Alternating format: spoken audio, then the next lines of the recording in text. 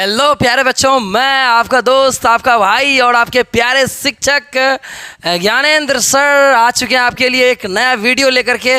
आज हम लोग बच्चों दहेज प्रथा, जो कि एक बहुत बड़ा समाज का बहुत बड़ा मुद्दा है, दहेज प्रथा।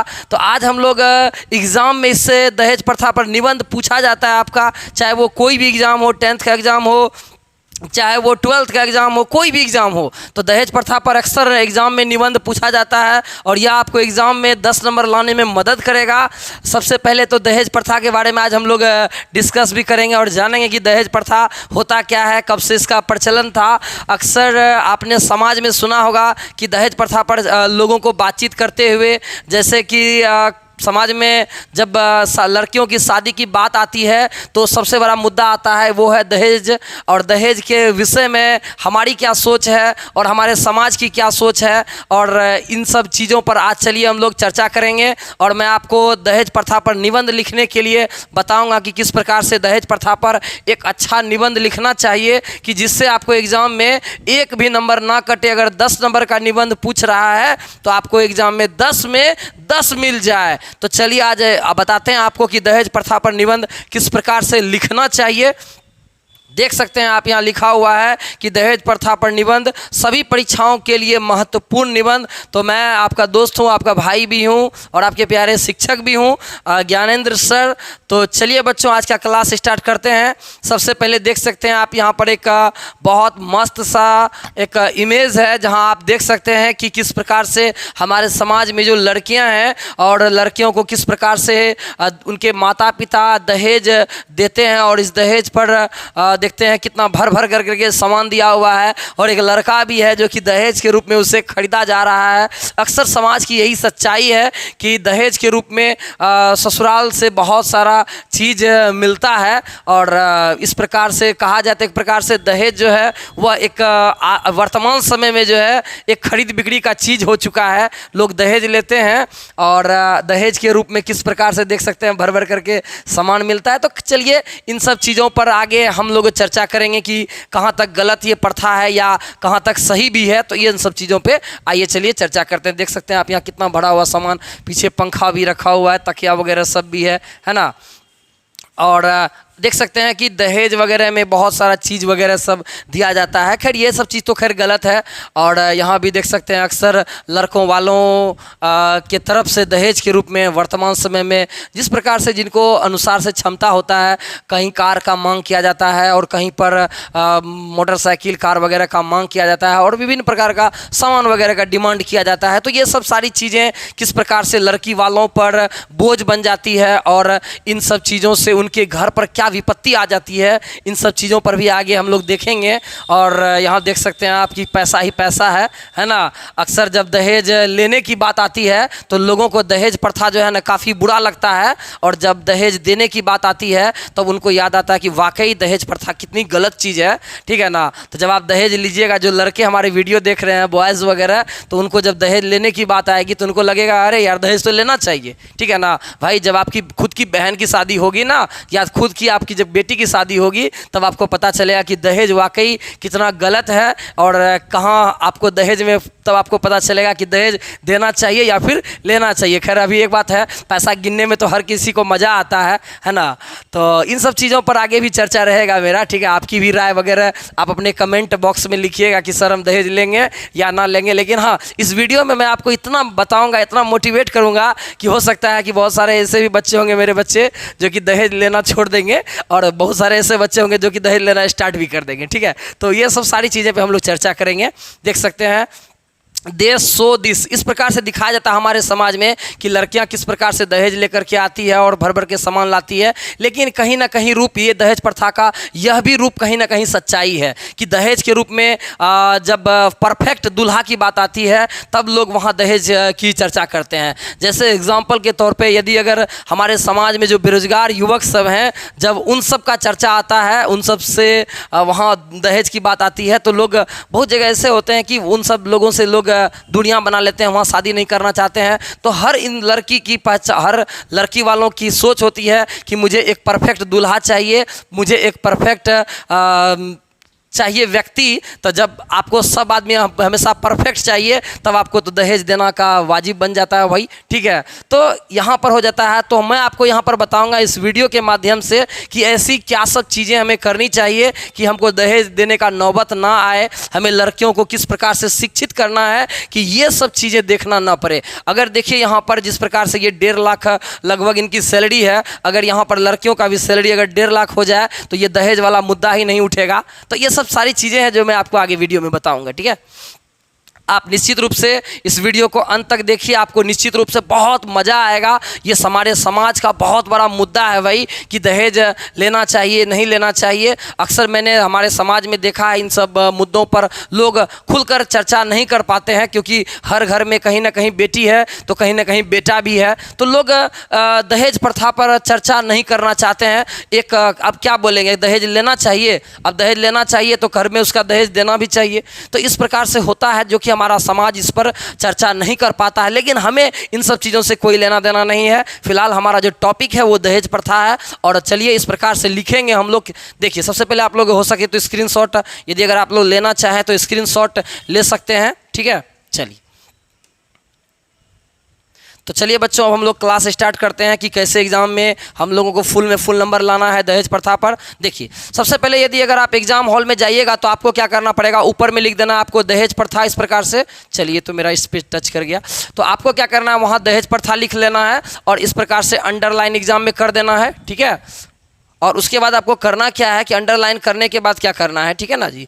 आपको क्या करना है, वहाँ पर 2 गो अंडरलाइन यहाँ लकीर खींच देना है। और जिस एग्ज़ाम में जितना नंबर में पूछा जाएगा, 1 नंबर में 2 नंबर में आप यहाँ पर नंबर डाल दीजिएगा, ठीक यहाँ बीचों बीच, ठीक है।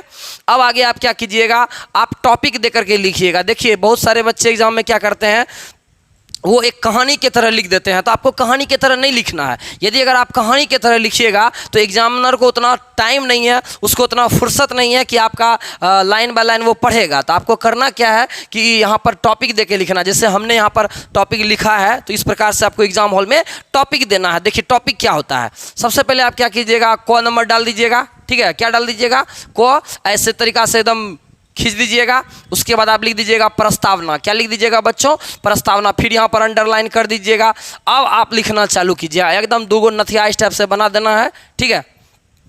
अब देखिए कंटेंट हम क्या लिखेंगे, इसमें लिखने का तो हम कुछ भी लिख देंगे, बट जो अच्छा कंटेंट होता है, अच्छी बातें होती है जिससे कि एग्जामिनर इंप्रेस हो जाए और हमको फुल नंबर दे दे, तो देखिए ऐसे आपको बना के लिखना है। कैसे लिखेंगे तो सुनिए, ऐसे लिखना क्या है, पहला लाइन में कि दहेज प्रथा समाज की प्रमुख समस्याओं में से एक है। हमारे समाज में बहुत सारी समस्याएं हैं, बहुत सारा समस्या है, पानी की समस्या है, जल की समस्या, मतलब जो भी रहे, बिजली की समस्या, बहुत सारी समस्या है। लेकिन उन सब समस्याओं में सबसे प्रमुख समस्या हमारा दहेज प्रथा भी है। और ये जो प्रथा है ना, सदियों से चली आ रही है, ठीक है। चलिएगा, दहेज प्रथा का भारतीय आबादी पर दूरगामी प्रभाव पड़ा है। ये जो दहेज प्रथा है ना, इस दहेज प्रथा का भारतीय समाज पर, हमारे हिंदुस्तान पर दूरगामी प्रभाव पड़ा है। ये काफ़ी दूर तक जाने वाला है। इससे हमारा समाज काफ़ी प्रभावित होता है और हमारा समाज जो है इससे कहीं ना कहीं इफेक्ट होता है, जो कि कभी बदलने वाला नहीं है।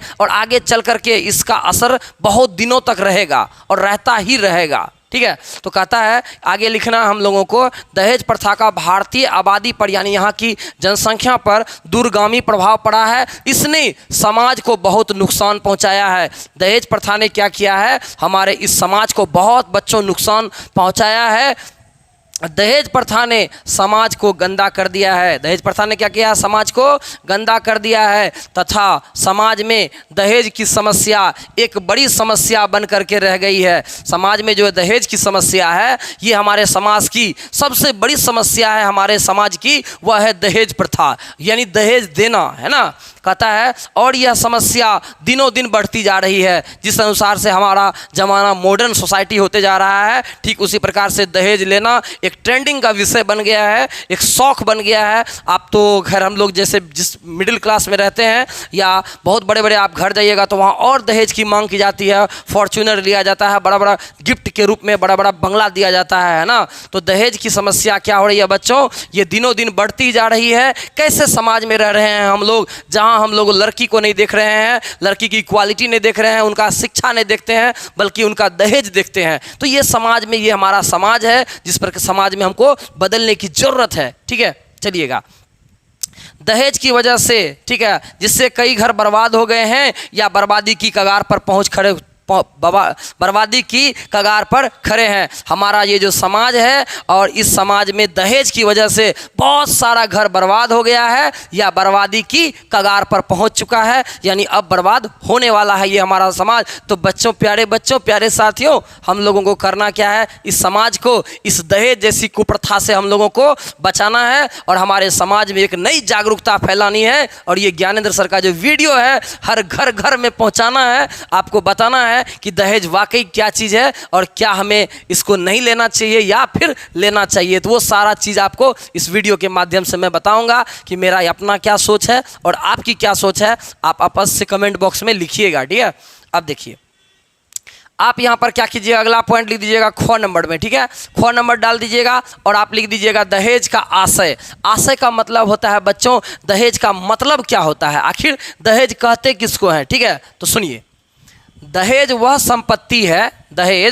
संपत्ति है जिसे वधू पक्ष द्वारा वर पक्ष को विवाह के समय में दिया जाता है, ठीक है ना। दहेज वह संपत्ति है, दहेज वह पैसा है जो कि लड़की वालों के द्वारा, यानी वधू पक्ष के द्वारा लड़के वालों को विवाह के समय में दिया जाता है। जब आपका शादी विवाह होगा तो उस समय में आपको वधू पक्ष के द्वारा, यानी लड़की वालों के द्वारा जो कुछ आपको रुपया पैसा मिलेगा ना, उसी का नाम है दहेज। उसका नाम क्या है? दहेज। तो दहेज का हम लोग डिफिनेशन जान गए। सुनिएगा, अगला हम लोग लिखेंगे कि पुराने समय से ही दहेज का प्रचलन चला आ रहा है। सदियों से हमारे समाज में दहेज जैसी प्रथा चली आ रही है, लेकिन यह प्रथा पहले कुछ और थी, अब इस प्रथा को कुछ और बना दिया गया है। पहले कुछ और था, अब इस प्रथा को कुप्रथा बना दिया गया है। सुनिएगा, पहले क्या होता था, दहेज के रूप में 2-4 बर्तन, कपड़े, गाय आदि देते थे, ठीक है ना। देखिए, हर माता पिता को हक है उनकी बेटी की ज़िंदगी को संवारने का। हर माता पिता चाहते हैं कि उनकी बेटी एक अच्छे घर में जाए और सुखी संपन्न ज़िंदगी जिए।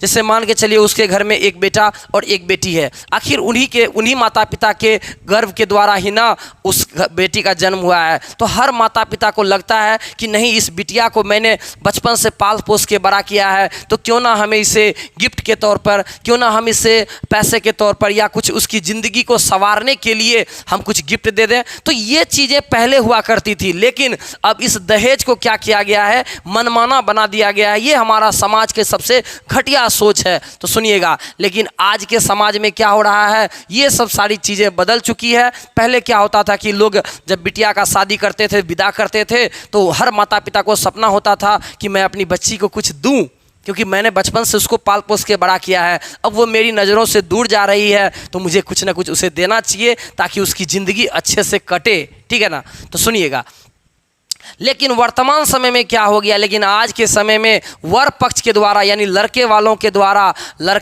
द्वारा मनमाना रुपए की डिमांड की जाती है और कीमती चीज़ों की, फ्रिज, कूलर, वॉशिंग मशीन, इन सब सारी चीज़ों की मांग की जाती है। पहले लोग स्वतः गिफ्ट के तौर पे दे देता था, चलो भाई मेरी बेटी है, शौक से मैंने ये दे दिया, तो वो दहेज नहीं है। लेकिन यदि अगर आप खुद लड़का हैं और आप लड़की वालों से मनमाना पैसे का डिमांड करते हैं, बहुत सारा चीज़ का आप डिमांड करते हैं, तब वो कहीं ना कहीं दहेज का रूप धारण कर लेता है, ठीक है। तो आगे सुनिएगा, तो परंतु जब यह गिफ्ट जो होता है ना, यानी उपहार प्रदान करना कन्या पक्ष के लिए, यानी लड़की वालों के लिए शोषण बन जाता है। जब उनके लिए यह शोषण होता है, उनको लगता है कि नहीं, लड़के वाले मेरा शोषण कर रहे हैं, मेरा जो है ना अत्याचार मेरे ऊपर कर रहे हैं। तो जब वह शोषण बन जाता है ना, जब वह शोषण का रूप धारण कर लेता है, तब इसे दहेज कहा जाता है, ठीक है ना। लेकिन हाँ, अगर कोई गिफ्ट के तौर पर, यदि अगर पहले के ज़माने में ऐसा होता था कि चलो भाई मेरी बेटी है, मेरे घर में 10 ठो गाय है, एक गाय मैं अपनी बेटी को दे देता हूं, ठीक है ना। तो ये अलग प्रथा थी। लेकिन अब इसी चीज को हमारा समाज एक गंदा तरीका से ले रहा है और लड़के वाले क्या करते हैं, वर पक्ष क्या करते हैं, मनमाना रुपए का और कीमती चीजों का डिमांड लड़की वालों पर थोप देते हैं और उनका शोषण जब करना चालू कर देते हैं ना, तो यह प्रथा जो है एक दहेज का रूप धारण बच्चों कर लेता है, ठीक है।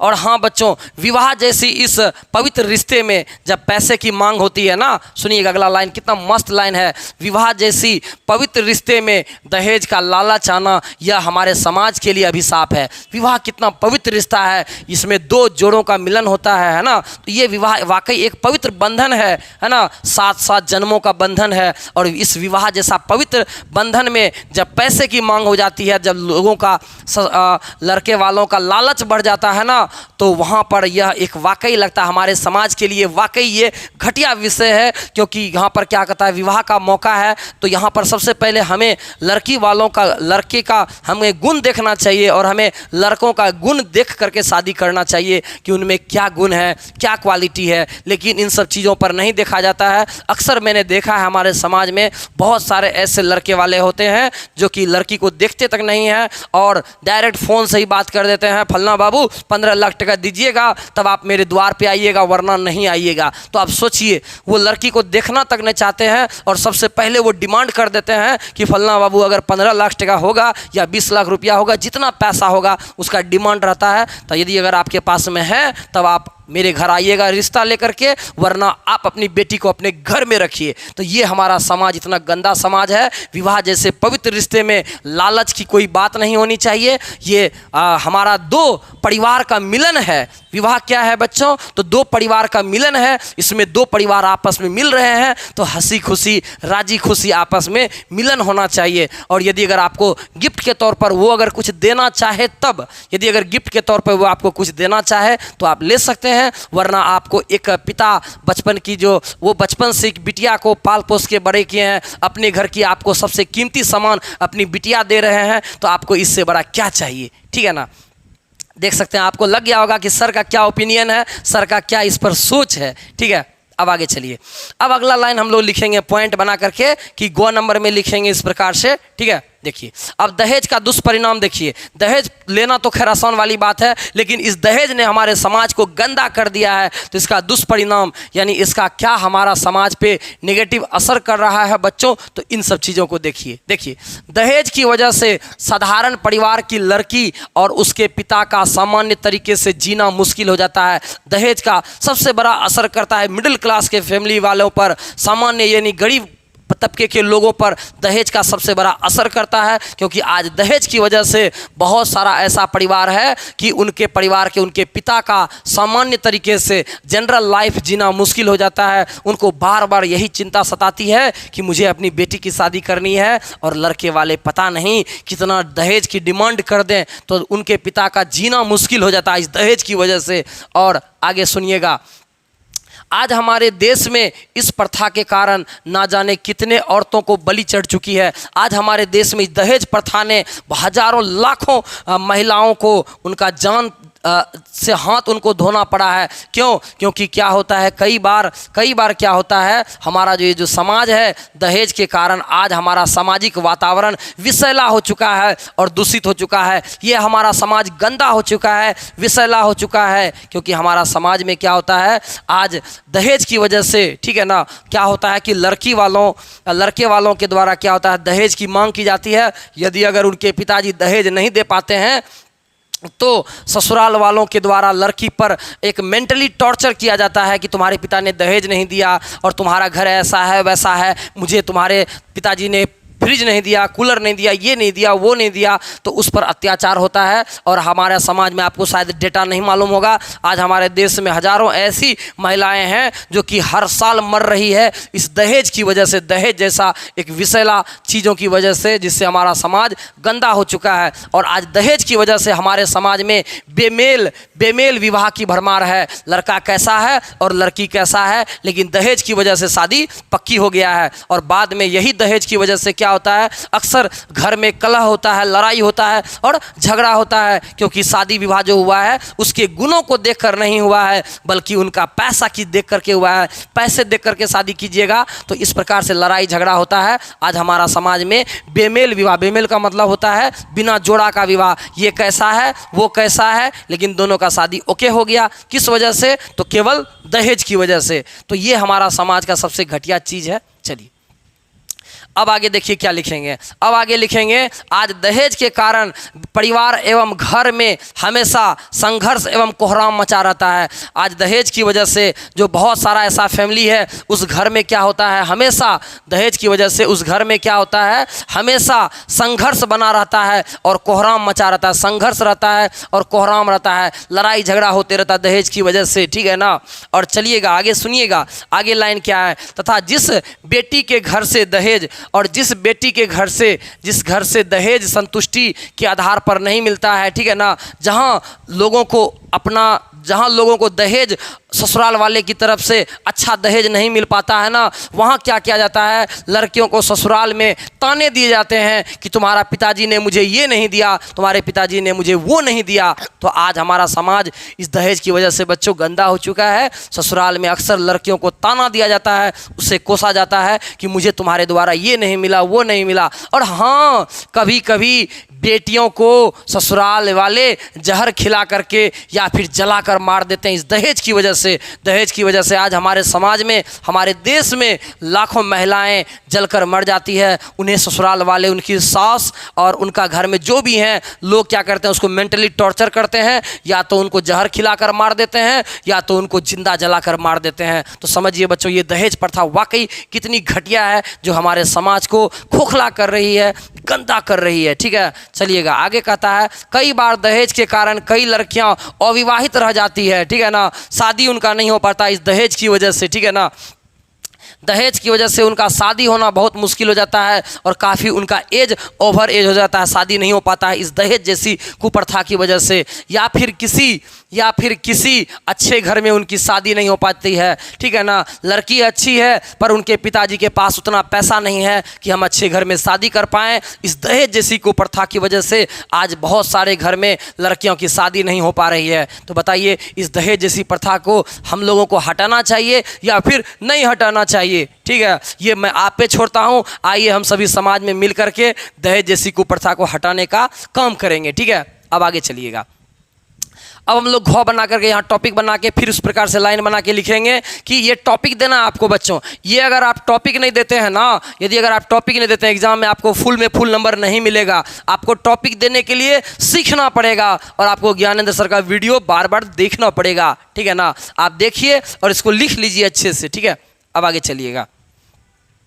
अब आगे आप क्या लिखिएगा, दहेज का वर्तमान स्वरूप आज के समय में बहुत ही घातक और विकराल रूप ले चुका है। दहेज का जो वर्तमान स्वरूप है ना, आज हमारा समाज में बहुत घातक रूप ले चुका है। कुछ लोगों के लिए जो दहेज लेना है वह उनकी प्रतिष्ठा का प्रतीक माना गया है। आज हमारे समाज में वैसे बहुत सारे घटिया किस्म के लोग हैं जो कि दहेज लेना अपनी प्रतिष्ठा समझते हैं और अपनी शान और शौकत समझते हैं। उनको लगता है भाई मैं दहेज अगर लूँगा तो मेरा समाज में प्रतिष्ठा होगा, लोग समाज में कहेंगे फलना बाबू आपने अपनी बेटी का, आप अपने बेटे का शादी में कितना दहेज लिए, तो वो बोलेगा मैंने 20 लाख लिया और एक स्कॉर्पियो लिया, तो समाज में उसका इज्जत बढ़ जाएगा। उनको ऐसा लगता है यदि अगर हम समाज में दहेज लेंगे तो मेरा प्रतिष्ठा बढ़ जाएगा। आज हमारे समाज में वैसे भी लोग हैं, ठीक है ना। लोगों का ऐसा मानना है कि जो लोग बड़ी बड़ी कार और अधिक से अधिक राशि लड़की के परिवार से लेंगे तो इससे समाज में उनकी छवि क्या हो जाएगी, अच्छी बन जाएगी। इससे उनको समाज में क्या हो जाएगा,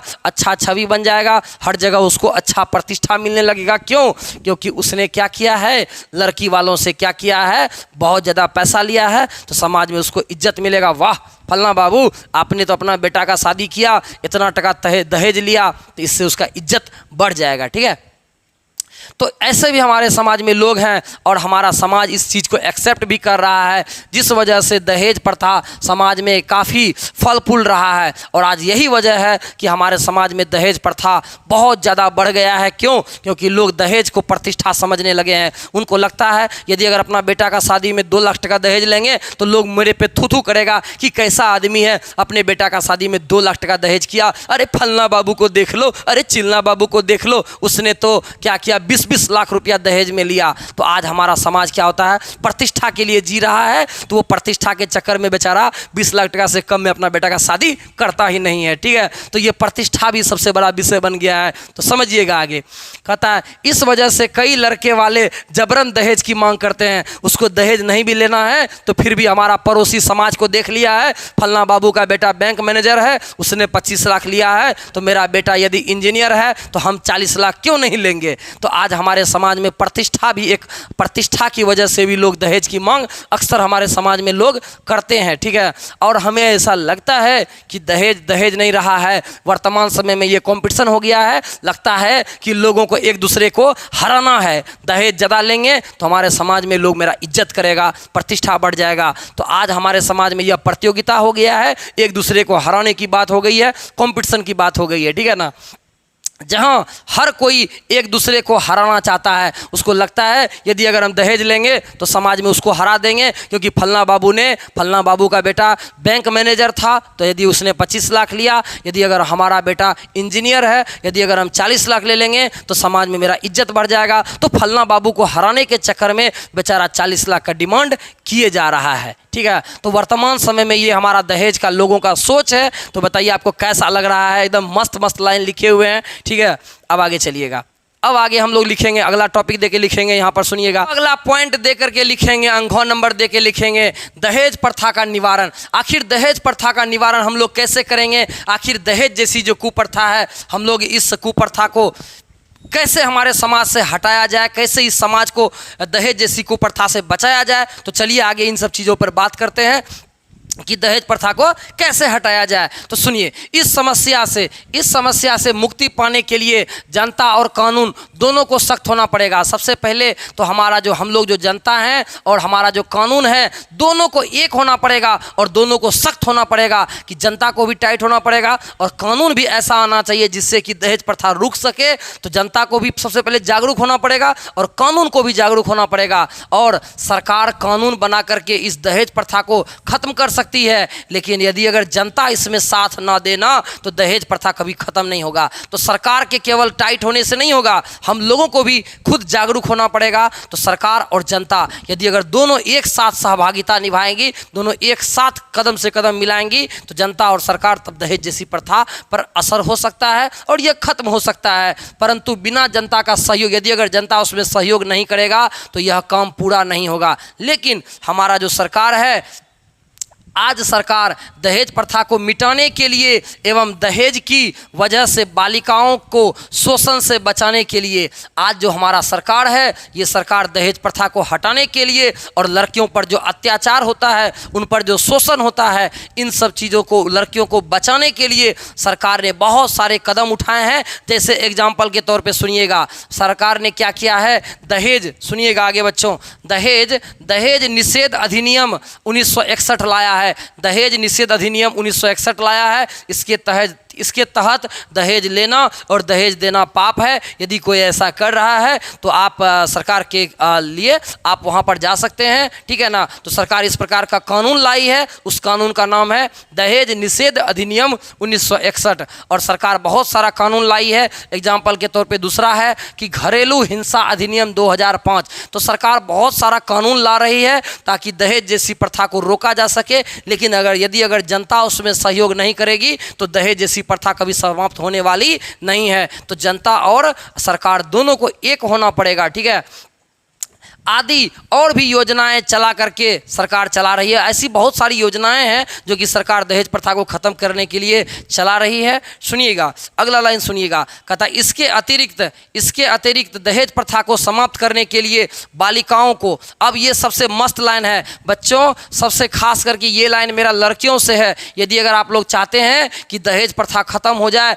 तो सबसे पहले आपको क्या करना पड़ेगा, शिक्षित होना पड़ेगा। यदि अगर आप चाहते हैं कि दहेज प्रथा को समाप्त समाप्त किया जाए। और जितने भी माता पिता हमारे इस वीडियो को देख रहे हैं तो इन लाइन पर आप गौर कीजिएगा। यदि अगर आप चाहते हैं कि दहेज प्रथा को समाप्त किया जाए तो सबसे पहले आपको क्या करना पड़ेगा कि बालिकाओं को शिक्षित करना पड़ेगा। आप अपनी बेटियों को, आप अपनी बहन को, आप अपने जो भी हैं बच्चे हैं उनको इतना शिक्षित कीजिए कि आप उनको इस लायक बना दीजिए कि दहेज देने की बात ही ना आए। यदि अगर लड़का बैंक मैनेजर है तो आप अपनी बेटी को भी बैंक मैनेजर बना दीजिए। यदि अगर बात बराबरी की आ जाएगी ना तो कहीं दहेज लेना और कहीं दहेज देने वाली बात भी नहीं होगी, ठीक है ना। तो सुनिएगा, अगला लाइन है यहाँ पर, कहता इसके अतिरिक्त, सुनिएगा, इसके अतिरिक्त दहेज प्रथा को समाप्त करने के लिए बालिकाओं को अधिक से अधिक शिक्षित करना पड़ेगा, ठीक है ना।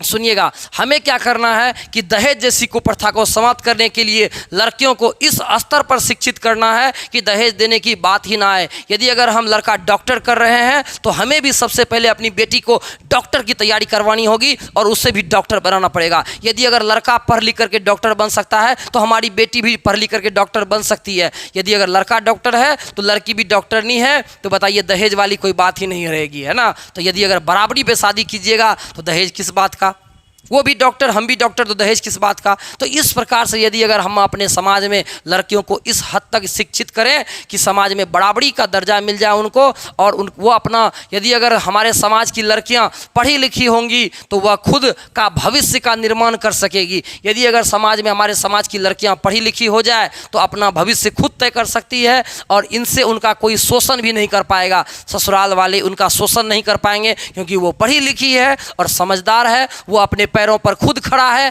और इस प्रकार वो दहेज के लिए, दहेज प्रथा के खिलाफ खुद से लड़ सकेगी। तो सबसे पहले अगर आप चाहते हैं, जितनी भी लड़कियां हमारा इस वीडियो को देख रही है तो हमारे क्लास की लड़कियों और हमारे जो इस वीडियो देख रही है तो सभी लड़कियों से निवेदन है कि आप खूब मन लगा करके पढ़िए और अपने मुकाम को हासिल कीजिए। यदि अगर आप किसी बैंक मैनेजर से शादी करते हैं तो आप सबसे पहले खुद बैंक मैनेजर बनने के लिए रेडी हो जाइए, तब दहेज जैसी प्रथा इस समाज से खत्म हो सकती है। लेकिन आप करते क्या हैं, आप खुद हैं बेरोजगार और आप बैंक मैनेजर से शादी करते हैं, तो बताइए आप एक ऊंच नीच में शादी कर रहे हैं कि नहीं कर रहे हैं, आप कहाँ डाउन में हैं और कहाँ वो हाई में हैं। तो यदि अगर आप इस अनुसार से शादी कीजिएगा तब दहेज जैसी कुप्रथा हमारे समाज में जन्म लेती है। तो सबसे पहले तो हमें क्या करना पड़ेगा, खूब मन लगा करके पढ़ना पड़ेगा, ठीक है। और लड़के सब भी बोल रहे हैं पढ़ना है भाई, तो पढ़ना है अपनी ज़िंदगी को संवारने के लिए। ये ना सोचें कि पढ़ लिख लेंगे तो लड़की भी अच्छी मिल जाएगी और दहेज भी खूब ले लेंगे, ठीक है ना। तो दहेज लेने के लिए मत पढ़िए, नॉलेज के लिए पढ़िए, ठीक है। अब आगे सुनिएगा, अब अंतिम लाइन लिखेंगे उपसंहार। क्या लिखेंगे बच्चों, उपसंहार लिखेंगे, यानी अब हमारा वीडियो हो गया यहाँ से खत्म, ठीक है। तो सुनिएगा, कहता दहेज जैसी कुप्रथा को रोकने के लिए सामाजिक स्तर पर जागरूकता फैलाने की आवश्यकता है। हमारे समाज में जागरूक करना पड़ेगा, हर लोगों को जाके समझाना पड़ेगा, समाज में कोई कैंपेन चलाना पड़ेगा, समाज में कोई आंदोलन करना पड़ेगा और इस प्रथा को तभी समाप्त किया जा सकेगा जब, हाँ, इस प्रथा को यदि अगर आप चाहते हैं कि दहेज प्रथा समाप्त हो जाए तो इसके लिए वर पक्ष यानी दूल्हा वाला और लड़की वाला यानी कन्या पक्ष दोनों का विचार एक होना पड़ेगा। यदि लड़की वालों का सोच और लड़के वालों का सोच दोनों अगर सेम रहेगा, दोनों अगर बराबर रहेगा, तभी दहेज प्रथा जैसी जो कुप्रथा है इस प्रथा को समाप्त किया जा सकेगा। कब, जब लड़के वालों का और लड़की वालों का दोनों का बराबर सोच होगा तब। तो सबसे पहले हमारे इस समाज को, सोच को बदलना पड़ेगा और समाज एवं शासन दोनों को दहेज विरोधी अभियान चलाना पड़ेगा। हमारे समाज को और हमारा ये जो शासन व्यवस्था है, प्रशासन है, दोनों को दहेज विरोधी अभियान हम लोग को चलाना पड़ेगा। ना ही दहेज लेंगे और ना ही दहेज देंगे। तो इस प्रकार का शासन चलाना पड़ेगा और सभी को एक ही नारा देना पड़ेगा, जो नारा देना पड़ेगा कि समाज के लिए दहेज प्रथा एक घातक रोग है। ये जो दहेज प्रथा है हमारे समाज को गंदा कर रहा है, अंदर ही अंदर इसे खाए जा रहा है, यह घातक रोग के समान है। इसके लिए हमारे समाज के जितने भी युवक हैं तो आइए, लड़कों जितने भी लड़के हैं तो आइए अभी साक्षी मान करके, अग्नि तो है नहीं तो अग्नि को साक्षी मान करके आपको कसम भी खिला देते, ठीक है ना। बहुत सारे बच्चे से सोचे होंगे सर जी हमको कसम खिलाएंगे, यहीं से वीडियो को छोड़ दो। लेकिन हाँ, अगला लाइन सुनिएगा, तो कहते हैं कि इसके लिए हमारे समाज में जितने भी युवक हैं, जितने भी लड़कों हैं, उनको स्वयं आगे बढ़ करके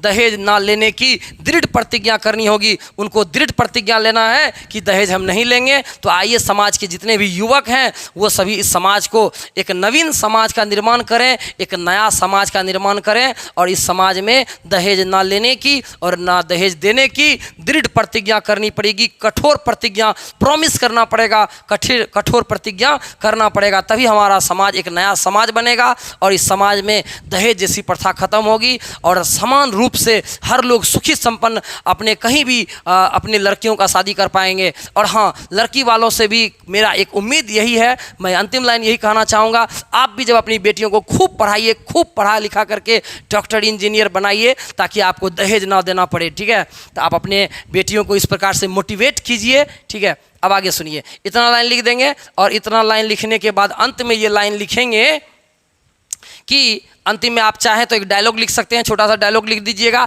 आपको जो अच्छा लगे एक लाइन लिख दीजिएगा। हम तो ये लाइन लिखें, यदि अगर आपको अच्छा लगे तो ये लाइन लिख दीजिएगा, वरना आप लोग अपने मन से 2 लाइन दहेज प्रथा के बारे में एक स्लोगन लिख दीजिएगा, एक मुहावरा टाइप से कुछ भी टाइप से लिख दीजिएगा। ठीक है, जो कि सुनने में थोड़ा लास्ट का लाइन अच्छा रहे। एक डायलॉग लिख दीजिएगा, सनी देओल का डायलॉग लिख दीजिएगा। ठीक है, जो आपको अच्छा लगे अंतिम में एक स्लोगन लिख दीजिएगा। ठीक है, तो क्या लिखेंगे स्लोगन में? जब तक रहेगी दहेज प्रथा बेटी रहेगी दुखी सदा। जब तक हमारे समाज में ये दहेज प्रथा रहेगी बेटी सदा दुखी रहेगी। क्यों? क्योंकि लड़की वाले जब मन तब क्या करेंगे, डिमांड करेंगे दहेज का कि हमें कूलर चाहिए, ये चाहिए, वो चाहिए, तो हमारी बेटियां हमेशा दुखी रहेगी। तो जब तक रहेगी दहेज प्रथा बेटी रहेगी दुखी सदा। ठीक है, तो ये लाइन अगर आपको अच्छा लगा तो आप लिख दीजिए, वरना आप अपने मन से 2 लाइन लिख दीजिएगा। ठीक है, और ये एक लाइन हमने लिखा है, यदि अगर आपको अच्छा लगे तो आप कमेंट बॉक्स में कीजिएगा। ठीक है, ये लाइन आपके लिए है। ठीक है, सब आदमी देख सकते हैं, सुन सकते हैं, आपके लिए लाइन, अंतिम लाइन मैं सुनाना चाहता हूँ।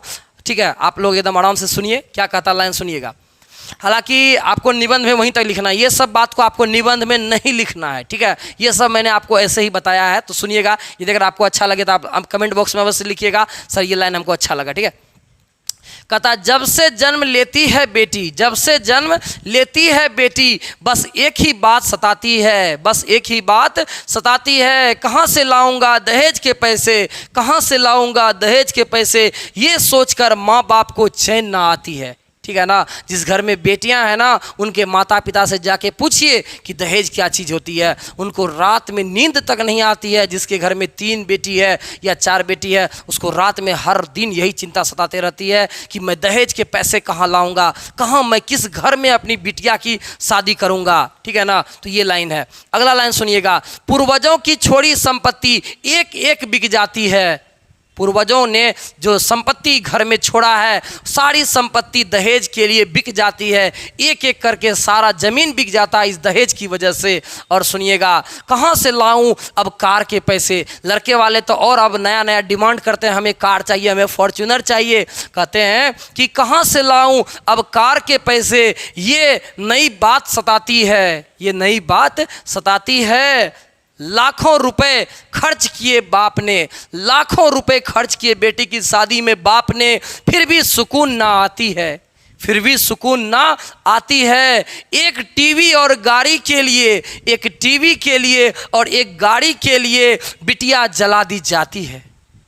बहुत सारे ऐसे घर हैं जहां एक टीवी के लिए, एक कार के लिए बिटिया को जिंदा जला दिया जाता है कि दहेज की वजह से। तो बच्चों, आपको ये वीडियो कैसा लगा? मैंने आपको बहुत अच्छे तरीक़ा से दहेज प्रथा पर समझाया है। तो मेरा ये अपना खुद का सोच था, मैंने बहुत सारी बातों को लिखा है। और हाँ, इस वीडियो में किसी को अगर किसी को दुख हो गए होंगे इस बात से, बहुत सारे लड़कों को लग रहा होगा सर आपने ये क्या कर दिया, सर क्या मेरा सोच था कि पढ़ लिख करके बहुत बड़ा IAS वाईएस बनेंगे, 50 लाख 1 करोड़ रुपया दहेज लेंगे, आपने सर क्या बात कह दिया। तो बच्चों, ये था दहेज प्रथा। और आपको कैसा लगा वीडियो आप कमेंट बॉक्स में अवश्य लिखिएगा। और आपके लिए हम नया नया वीडियो लगातार लाते रहते हैं। ठीक है, आप अपने प्यारे शिक्षक ज्ञानेंद्र सर के लिए और इतना मस्त आपके लिए मैं वीडियो बनाया हूँ। इन सब चीज़ों के लिए आप एक प्यारा सा खूबसूरत सा कमेंट इस कमेंट बॉक्स में कर दीजिएगा। और हाँ, जाते जाते एक लाइक वाला बटन दिखेगा, वो लाइक को भी दबा दीजिए, एकदम दबा करके शेयर कर दीजिए। और इस वीडियो को इतना फैलाइए, इतना शेयर कीजिए कि हमारा हर घर घर में ये वीडियो पहुँच जाए और हमारा समाज इस दहेज जैसी प्रथा पर एक नया जागरूक हो सके, नया सोच उनका बदल सके। ठीक है बच्चों, फिर से मिलते हैं हम लोग फिर से एक नए वीडियो में, फिर एक नए टॉपिक के साथ। तब तक के लिए लेते हैं विदा। Thank you so much, bye bye, take care.